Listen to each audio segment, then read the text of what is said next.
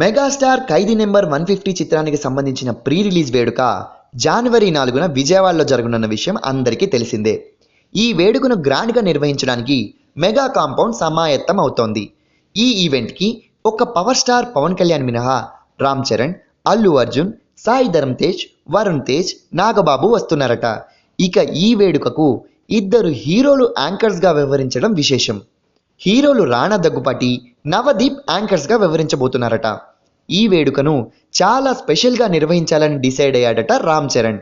అందుకే regular anchors కాకుండా రానాని ఈ ఈవెంట్కి హోస్ట్గా వ్యవహరింపచేయాలనుకుంటున్నాడట. రామ్ చరణ్ అడిగితే రానా కాదంటాడా? మరో మాట మాట్లాడకుండా ఎస్ చెప్పేశాడట రానా.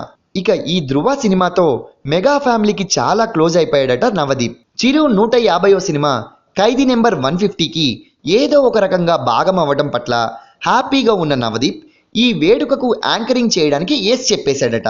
సో రానా నవదీప్ యాంకరింగ్తో ఈ ఈవెంట్ నిజంగా స్పెషల్గా ఉంటుందని ఊహించవచ్చు. Like and subscribe Eagle Media Works.